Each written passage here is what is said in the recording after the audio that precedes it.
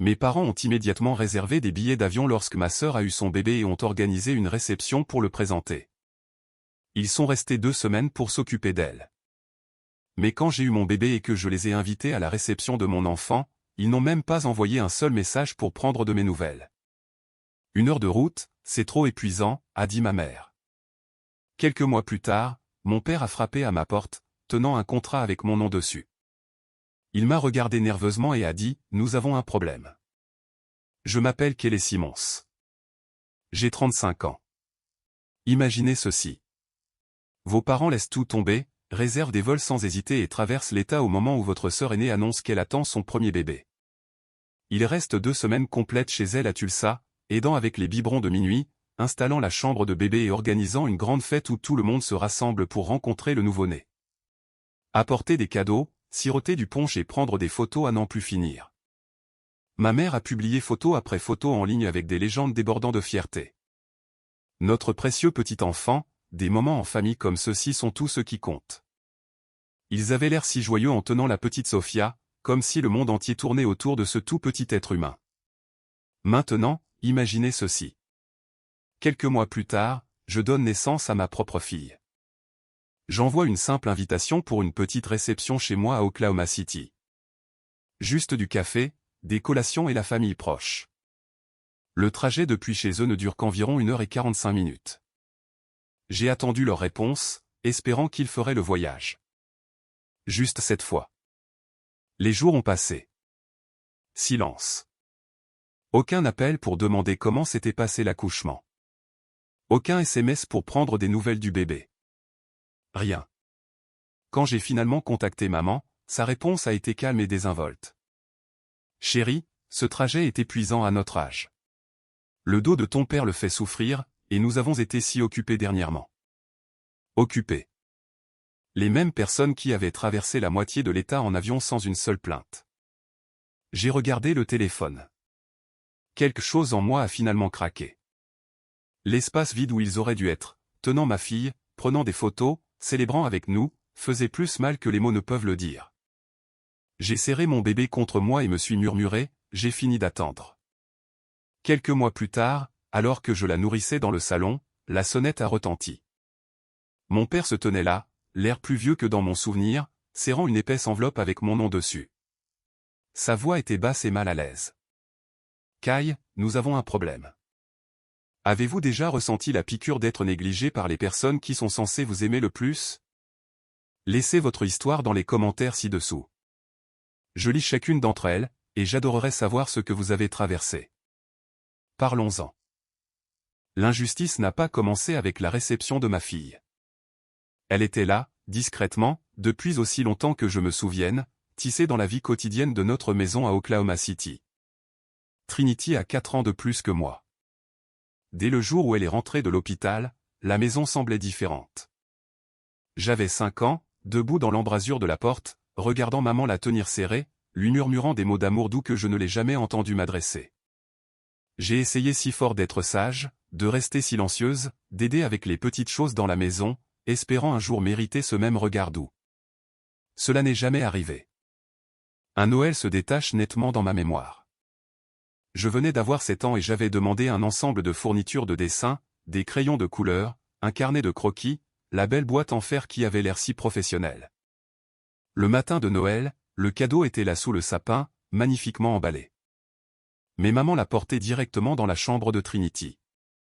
Tu es plus grande maintenant, Kai. Tu peux partager. Trinity est encore petite et a besoin de jolies choses pour la rendre heureuse. Trinity avait 11 ans à l'époque, sa chambre débordait déjà de jouets et de livres. J'ai fini avec une boîte de crayons de cire basique et un livre de coloriage.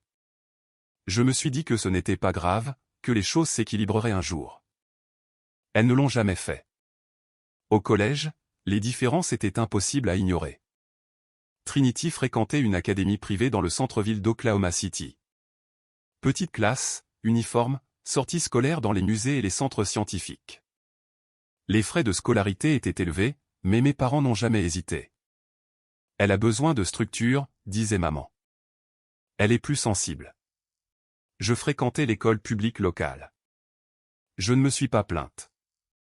J'ai travaillé dur, obtenu de bonnes notes, rejoint le journal de l'école et le club de lecture pour rester occupé, mais j'ai tout remarqué. Trinity a eu une nouvelle voiture de papa le jour de ses 16 ans pour aller à l'école. Je prenais le bus de la ville où marchait, même lorsque la chaleur de l'été en Oklahoma rendait la marche brutale. Le lycée a creusé encore plus le fossé. Trinity voulait prendre des cours de danse professionnels, des leçons coûteuses avec des costumes, des compétitions de voyage et des récitals. Mes parents ont tout payé sans une seconde pensée. Je voulais contribuer au journal de l'école et avais besoin d'un ordinateur portable fiable pour écrire des articles. Papa a dit que l'argent était serré à ce moment-là. J'ai pris des jobs de babysitting après l'école, économisé chaque dollar et en ai acheté un d'occasion dans un prêteur sur gage. Chaque fois que je demandais quelque chose, la réponse était toujours la même. Nous sommes à court d'argent à cause des besoins de Trinity. Pourtant, l'argent pourrait le trouver toujours un moyen. Il y a une semaine que je n'oublierai jamais. J'ai eu une forte fièvre et j'ai été alité pendant 7 jours. Mon corps me faisait mal. Je ne pouvais pas manger. Et je me sentais si faible que je bougeais à peine. Maman a appelé une fois pour prendre de mes nouvelles. Puis la conversation a rapidement dérivé sur la façon dont se passait l'entraînement de danse de Trinity et si elle avait besoin de nouvelles chaussures pour la compétition à venir. J'étais allongé là, écoutant sa voix au téléphone. Les larmes coulaient sur mon visage, trop fatigué pour parler. À ce moment-là, quelque chose en moi a compris clairement que je n'étais pas la priorité. J'ai commencé à comparer les choses discrètement, pas par colère au début, mais pour comprendre pourquoi je devais toujours tout gérer seul. Les frais de scolarité de l'école privée de Trinity pendant 4 ans représentaient une fortune. Les leçons de danse, les camps d'été, les nouveaux vêtements, chaque saison. Elle avait tout. Je n'avais rien de tout ça. J'ai commencé à travailler à temps partiel dans un restaurant local à l'âge de 15 ans, économisant chaque centime pour l'université parce que je savais que personne d'autre n'interviendrait. Alors que le lycée touchait à sa fin et que les candidatures à l'université se profilaient, les différences sont devenues impossibles à ignorer. J'ai étudié jour et nuit, pris toutes les classes avancées que je pouvais et postulé à l'université de l'Oklahoma. J'ai obtenu une bourse partielle qui a réduit les frais de scolarité de 15 000 $. Le reste, je devrais le couvrir moi-même avec des prêts fédéraux et des emplois d'étudiants.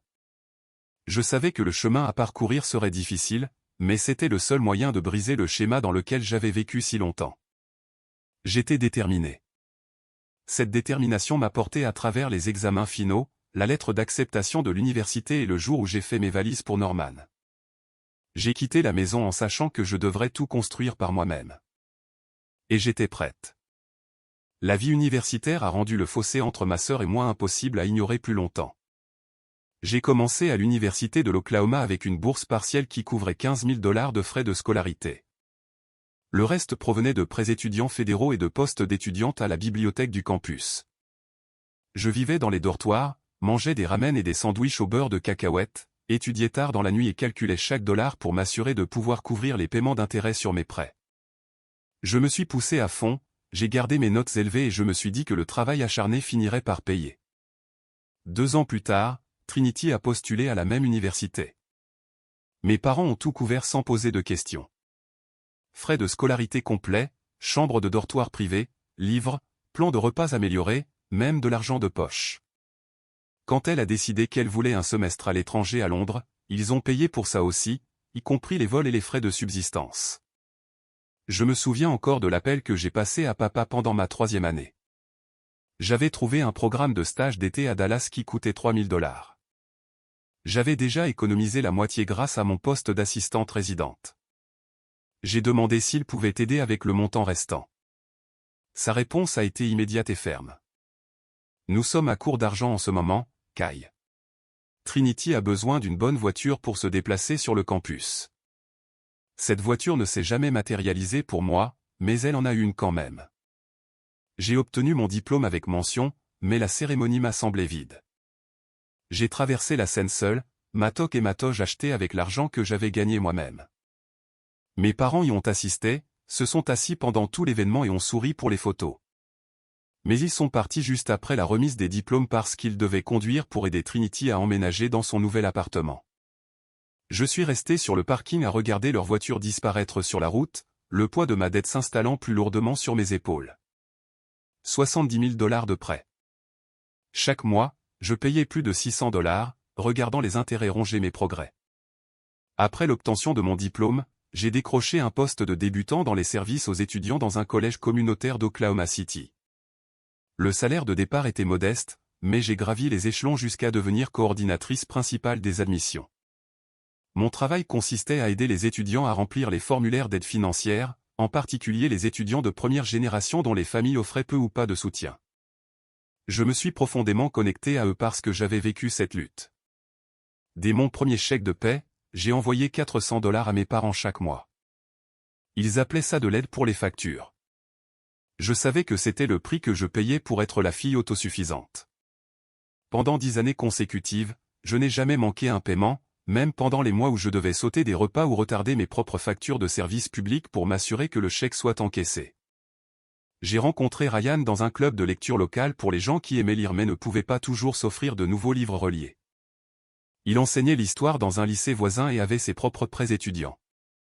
Nous nous sommes liés sur nos pressions financières communes et nos discussions tardives sur les romans que nous empruntions à la bibliothèque.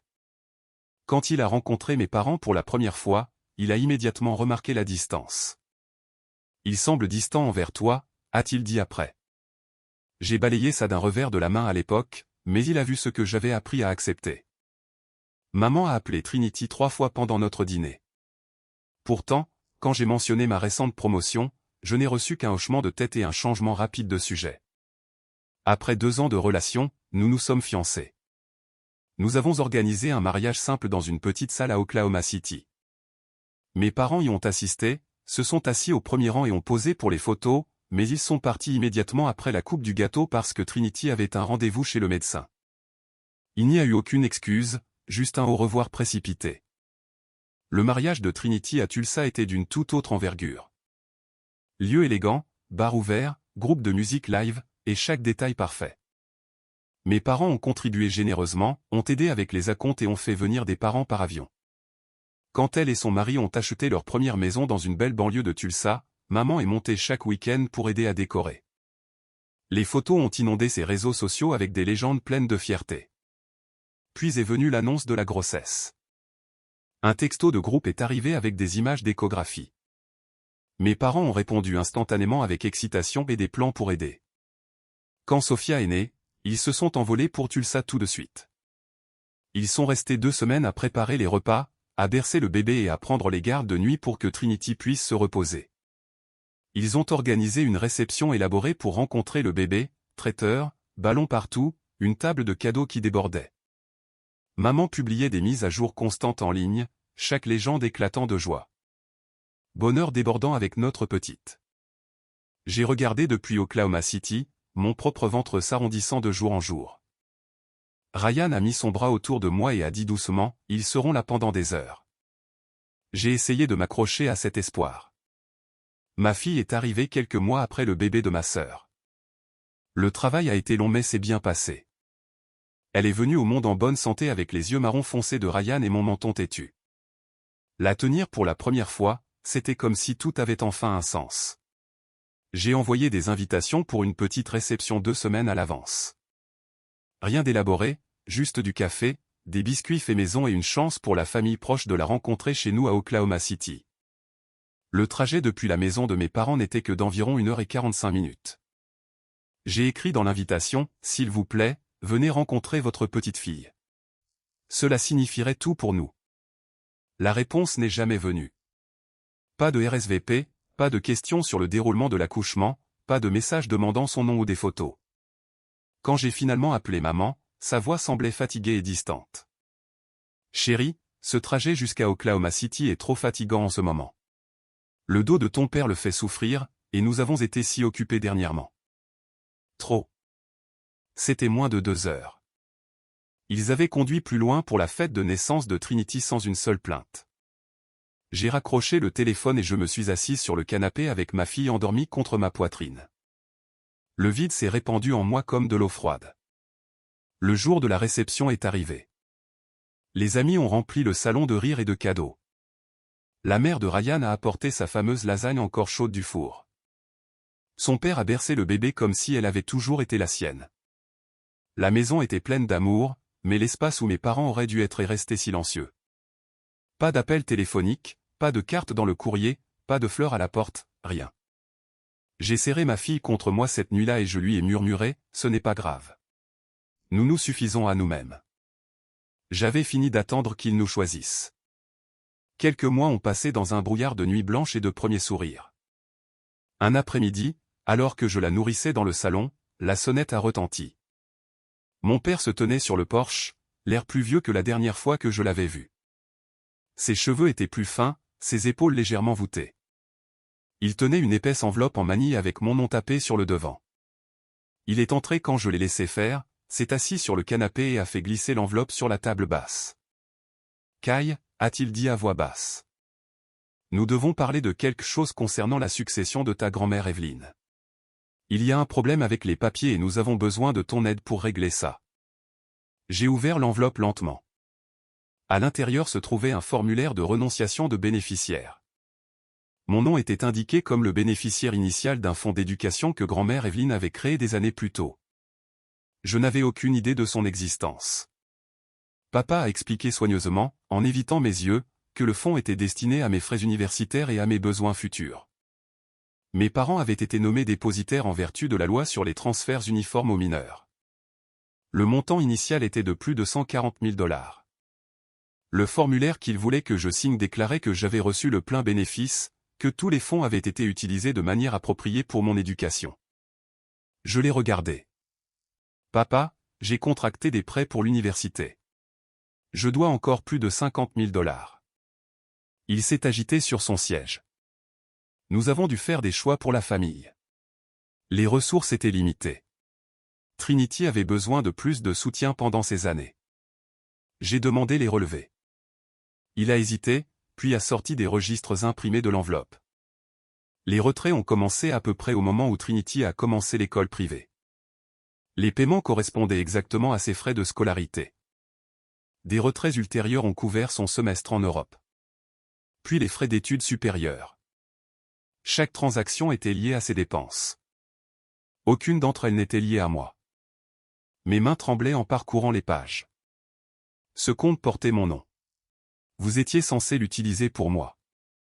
Nous pensions que tu t'en sortirais bien, a-t-il dit doucement. Tu as toujours été la plus forte. Trinity avait besoin de plus d'aide. Forte parce que je n'avais pas d'autre choix. Papa s'est levé pour partir, trop mal à l'aise pour rester plus longtemps. Il a laissé l'enveloppe sur la table. Ce soir-là, j'ai tout montré à Ryan. Il a lu les relevés et le formulaire de renonciation en silence. Quand il a terminé, il m'a regardé fixement. C'est une violation légale, Kai. Ils avaient une obligation fiduciaire envers toi en tant que dépositaire. Ils ne peuvent pas rediriger les fonds UTMA vers un autre enfant. Je ne pouvais pas rester assise. Je suis allé au garage et j'ai fouillé dans de vieilles boîtes jusqu'à ce que je trouve le reste du contenu de l'enveloppe. Au fond se trouvait une lettre scellée sur du papier crème. L'écriture de grand-mère Evelyne, tremblante mais familière. Pour Kai, à ouvrir quand tu en auras le plus besoin. Je l'ai ouverte avec des doigts tremblants. Elle écrivait qu'elle m'avait vu grandir, silencieuse et généreuse, toujours en retrait pour que Trinity puisse briller. Elle disait qu'elle avait clairement vu le favoritisme et détestait la façon dont cela me faisait me sentir invisible. Le fond était sa façon de me donner une chance de voler de mes propres ailes, de l'argent mis de côté strictement pour mon éducation et mon indépendance. Elle avait nommé mes parents dépositaires uniquement parce que la loi exigeait une surveillance adulte, mais elle leur faisait confiance pour honorer ses intentions. S'ils ne le faisaient pas, elle voulait que je me batte pour ce qui m'appartenait. Tu es digne de chaque opportunité, Kai. Tu mérites d'être choisi, que tes rêves comptent tout autant que ceux de n'importe qui d'autre. Ne laisse jamais personne te convaincre du contraire. Avec tout mon amour, pour toujours. Les larmes coulaient sur mon visage en lisant ces mots. Elle avait su. Elle avait essayé de me protéger de la seule manière qu'elle pouvait. Le lendemain matin, j'ai cherché en ligne un avocat spécialisé en fiducie et j'ai trouvé Sarah Jenkins. Son cabinet était spécialisé dans les litiges fiduciaires et les contentieux successoraux. Je lui ai envoyé les documents par email et elle a programmé un appel vidéo cet après-midi-là. Elle a tout examiné, a posé des questions précises avec soin et a confirmé ce que Ryan avait soupçonné. C'est une violation classique de la loi de l'Oklahoma, a-t-elle dit. En vertu de la loi sur les transferts uniformes aux mineurs, les dépositaires ont une obligation fiduciaire stricte d'utiliser les fonds uniquement au profit du bénéficiaire désigné. La redirection vers un frère ou une sœur est interdite. Vous avez le droit de demander la restitution intégrale du principal plus les intérêts à compter des dates de retrait inappropriées et potentiellement vos frais de justice. J'ai demandé quelle serait la prochaine étape. Elle a expliqué qu'une lettre de mise en demeure formelle serait d'abord envoyée, demandant une comptabilité complète et un remboursement. S'il refusait ou tardait, nous intenterions une action civile devant le tribunal des successions. Je n'ai pas hésité. S'il vous plaît, envoyez la lettre. Sarah a promis de la rédiger immédiatement. À la fin de l'appel, j'ai ressenti un étrange mélange de colère et de soulagement. Pour la première fois, je n'acceptais pas simplement leur choix. Je demandais des comptes. Sarah a envoyé la lettre de mise en demeure cette semaine-là. Elle était formelle et directe, demandant une comptabilité complète du fonds, la restitution intégrale du principal plus les intérêts courus à partir de chaque date de retrait inapproprié. Le remboursement des intérêts de prêts étudiants que j'avais payés inutilement et la couverture des frais de justice. Le total s'élevait à environ 180 000 $. La lettre a été envoyée par courrier recommandé avec un délai de réponse de 14 jours. Les appels ont commencé presque immédiatement. Maman a été la première. Sa voix était tranchante et accusatrice dès que j'ai répondu. « Comment as-tu pu faire ça à ta propre famille, Kai? Nous pourrions perdre la maison à cause de ça. C'est ce que tu veux? Tes parents à la rue. » J'ai gardé un ton calme. Je veux ce que grand-mère Evelyne a laissé spécifiquement pour moi. Les fonds qui ont été retirés et utilisés pour Trinity. Nous les avons utilisés pour l'éducation, a-t-elle dit. Les ressources familiales vont là où elles sont le plus nécessaires. Trinity avait besoin de plus de soutien. Le compte portait mon nom, pas le sien. Elle s'est lancée dans un discours familier sur les sacrifices qu'elle et papa avaient faits pour élever 2 filles. Comment Trinity avait toujours eu besoin d'une aide supplémentaire. Comment j'avais été la facile. J'ai interrompu doucement mais fermement. Vous avez passé 2 semaines à Tulsa pour aider avec votre petite fille là-bas. Ma fille n'est qu'à 1h45 en voiture, pourtant vous n'avez pas pu faire le voyage. Elle m'a traité d'égoïste. J'ai mis fin à l'appel et bloqué son numéro. Il n'y avait plus rien à dire. Trinity a appelé le lendemain. Sa voix tremblait. Je jure que je n'étais au courant d'aucun fonds. Maman et papa ne m'en ont jamais parlé. Tu savais que je me noyais sous les prêts pendant qu'ils payaient tes études, tes voyages, ton tout. Je pensais qu'ils nous aidaient de différentes manières. Ils t'ont aidé en me prenant ce qui m'appartenait. Elle s'est mise à pleurer, demandant ce qui se passerait s'ils perdaient la maison, où iraient mes parents à leur âge. Je lui ai dit calmement qu'ils avaient fait leur choix il y a des années. Elle m'a accusé de jalousie, de déchirer la famille. J'ai fait une pause un instant. Tu as raison. J'étais jalouse. Jalouse de parents qui étaient là pour toi, qui ont traversé l'État en avion pour ton bébé, qui ont célébré chaque étape importante. Mais ce n'est plus de la jalousie. C'est une question de justice. J'ai raccroché. Pour la première fois depuis des années, la culpabilité n'a pas suivi. Sarah m'a tenu au courant au cours des jours suivants. L'avocat de mes parents a répondu rapidement. Il voulait régler l'affaire. Les preuves étaient accablantes. Les relevés bancaires. La lettre de grand-mère Evelyne indiquant clairement que le fonds était pour moi, seul, un affidavit de l'oncle David, le frère de papa, qui avait confronté mon père au sujet de la mauvaise allocation des années plus tôt et avait été ignoré. Et un ami de la famille qui avait été témoin de la signature des documents du fonds par grand-mère avec des instructions explicites. Les termes du règlement étaient simples, restitution intégrale du principal plus les intérêts accumulés. Ils ont accepté un total de 180 000 $ payés en 2 versements. Pour le couvrir, ils ont vendu la maison familiale à Oklahoma City, la maison où j'ai grandi, où chaque mur gardait des souvenirs d'être la seconde. Ils ont déménagé dans un modeste appartement de 2 chambres plus loin, sans jardin et avec des frais de copropriété plus élevés. La part de Trinity de la modeste succession de la grand-tante Clara, 40 000 $ partagés entre nous, m'a été entièrement redirigée dans le cadre de l'ajustement comptable lié à la violation. Le premier chèque est arrivé par coursier un mardi matin tranquille. 100 000 $.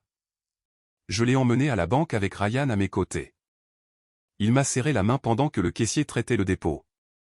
Le deuxième chèque a suivi un mois plus tard. 80 000 $ de plus. Glissée à l'intérieur de l'enveloppe se trouvait une petite boîte en velours sans mots, juste l'écriture familière de mon père sur l'étiquette. À l'intérieur reposait le collier de perles de grand-mère Evelyne, celui qu'elle portait tous les dimanches à l'église, simple et élégant. Elle m'avait dit un jour en passant quand j'étais petite, celui-ci sera à toi un jour, pour la fille qui écoute toujours. Je l'ai attaché autour de mon cou. J'avais l'impression qu'elle était là, stable et chaleureuse. Le même après-midi, je me suis connecté à mon compte de prêt étudiant. Le solde s'élevait à 52 000 $ et des poussières. J'ai entré le montant total, appuyé sur confirmer et regardé l'écran se rafraîchir. Solde 0. Les prêts de Ryan étaient les suivants, 45 000 $. Je les ai remboursés aussi. En un après-midi, près de 98 000 $ de dettes ont disparu. Pour la première fois depuis mes 21 ans, je ne devais rien à personne. Nous nous sommes assis sur le canapé ce soir-là avec une pizza à emporter, notre fille endormie dans son berceau. Ryan m'a serré contre lui. « Tu es libre maintenant » a-t-il murmuré. Les mots se sont posés sur moi comme une couverture. Libre, non seulement de la dette, mais du poids invisible que j'avais porté si longtemps. La dette partie, nous nous sommes tournés vers la recherche d'une maison.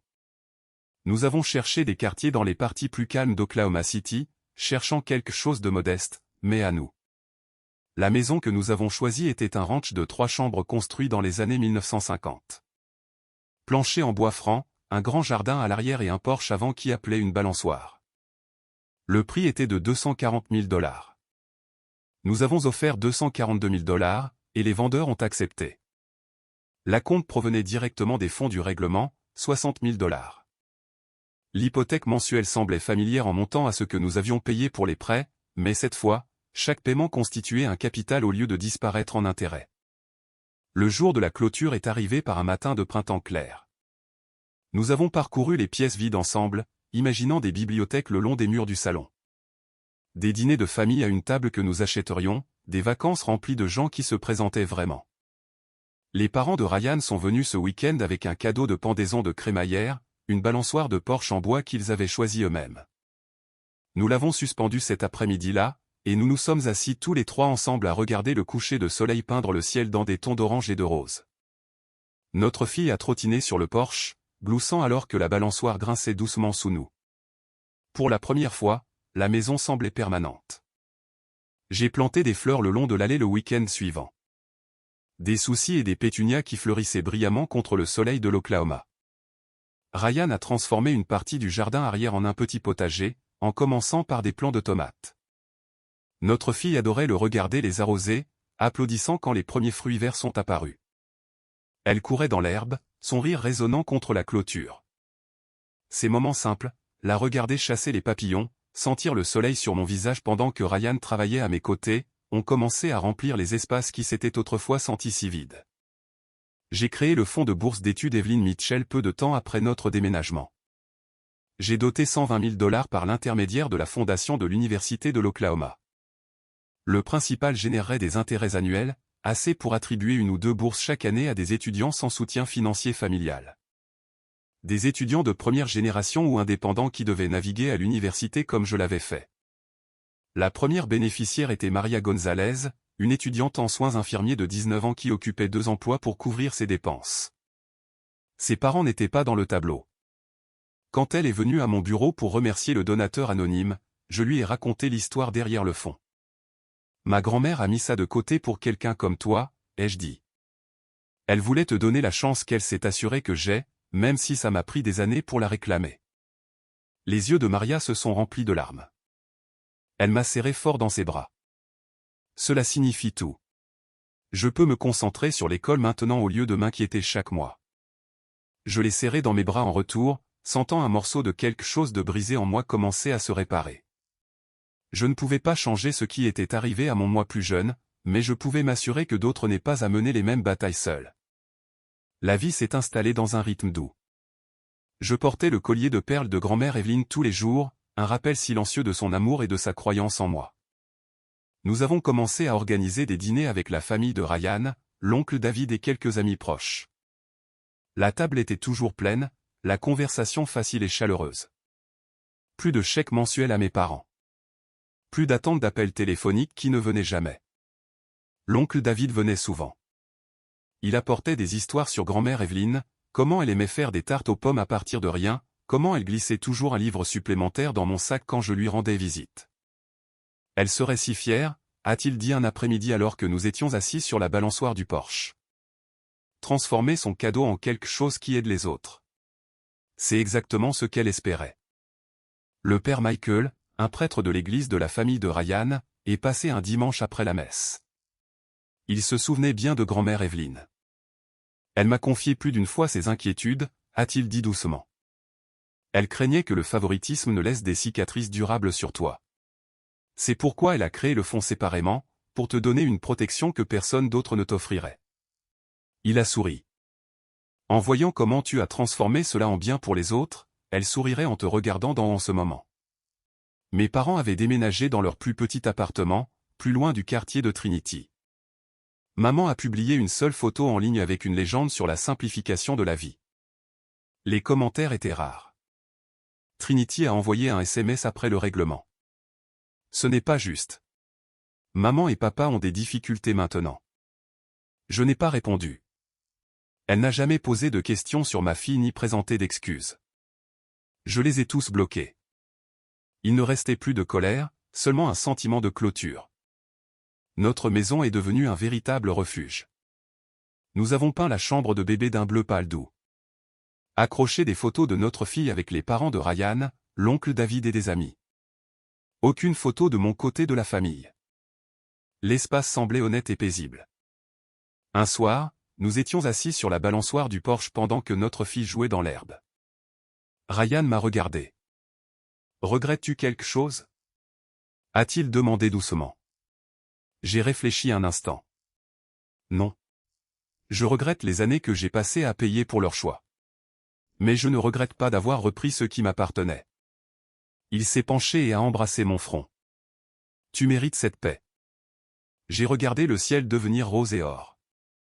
Paix. C'était calme, stable et réel. Pour la première fois, je me sentais complètement chez moi.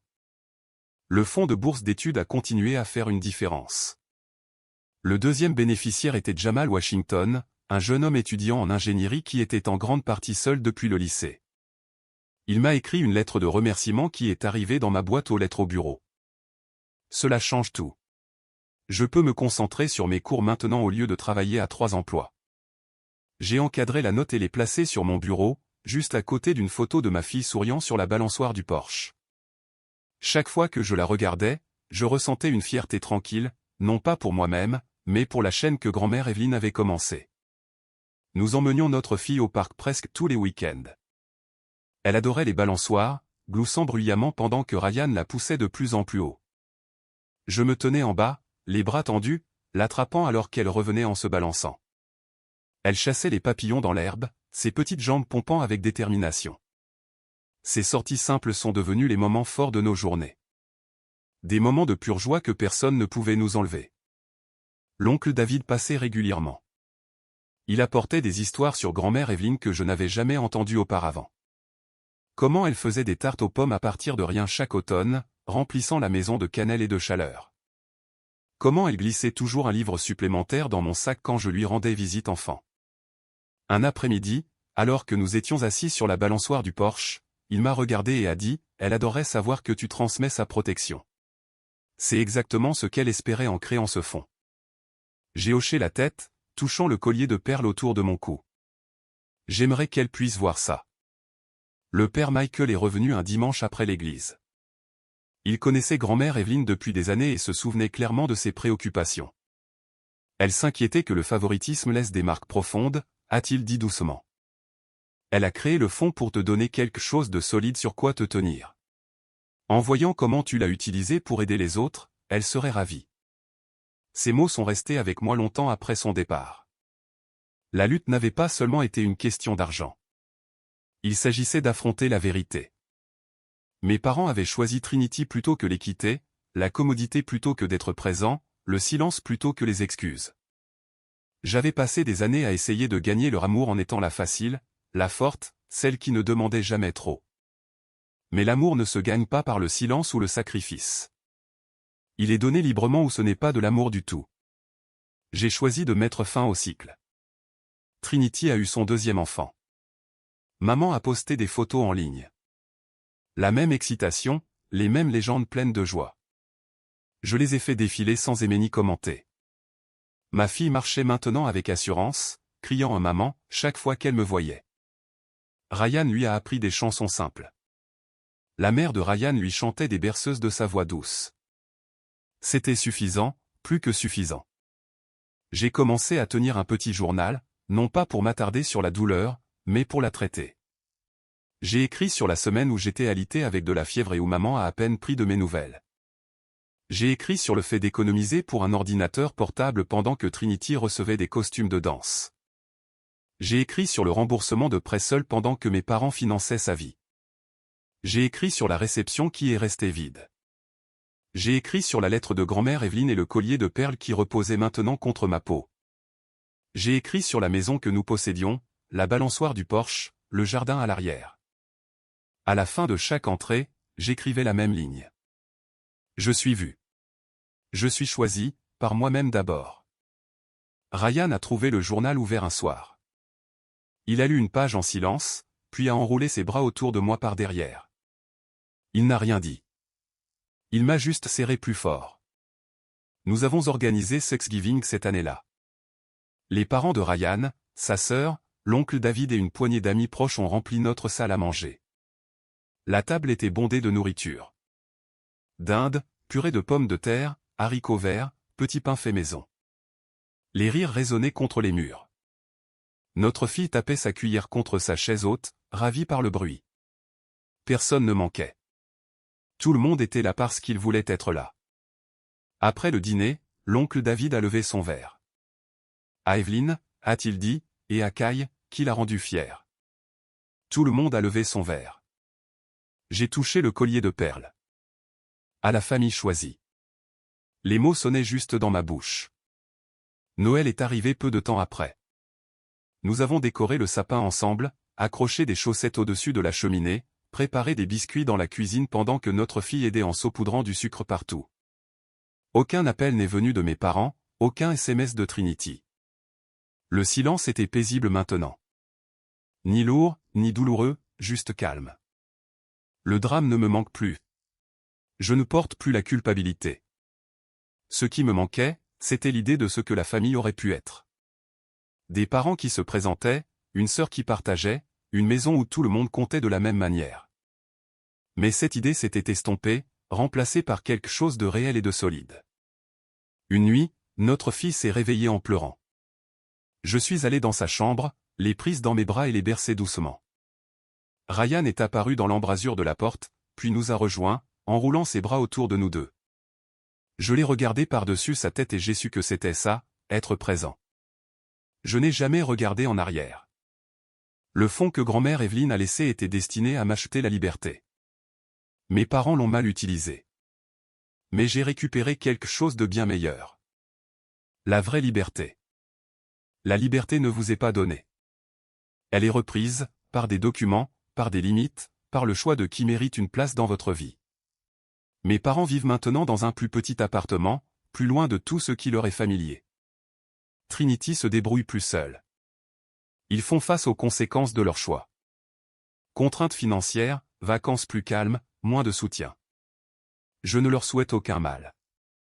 Je ne cherche tout simplement plus leur approbation. Ma fille grandit si vite. Elle appelle les parents de Ryan Nana et Pop. L'oncle David, oncle Dave. Elle ne pose jamais de questions sur l'autre côté. Elle n'en a pas besoin. Son monde est rempli de gens qui se présentent. Des grands-parents qui conduisent des heures juste pour la voir sourire. Des amis qui apportent des cadeaux et des rires, un père qui la berce pour l'endormir. C'est plus que suffisant. Je travaille toujours aux admissions, aidant les étudiants à naviguer dans l'aide financière. Le travail semble plus léger maintenant. Plus de remboursements de prêts écrasantes. Plus de virements mensuels teintés de culpabilité. Je peux respirer. Je peux me concentrer sur les étudiants qui me rappellent mon moi plus jeune. Ceux qui remplissent des formulaires seuls, se demandant si quelqu'un voit leurs efforts. Notre maison a un jardin maintenant. Ryan a planté des tomates en rangées bien nettes. Notre fille cueille les mûres avec de petites mains fières, son visage illuminé alors qu'elle me les tend. Nous nous asseyons sur la balançoire du porche le soir, regardant les lucioles danser dans le jardin. Des moments simples, les nôtres.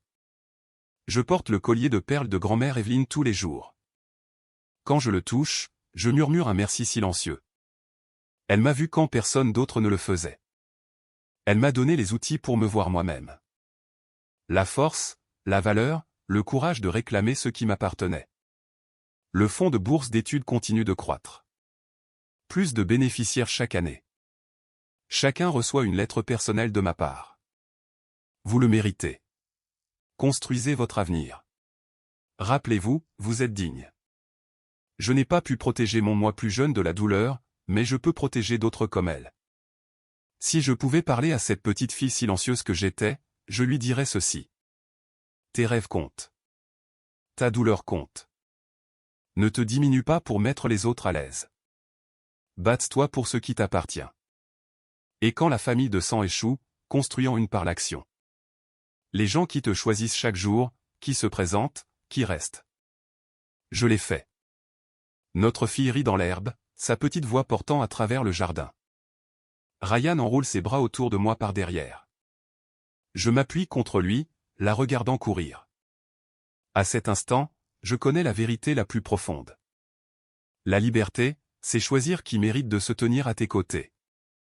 Je suis complètement libre. Je suis chez moi.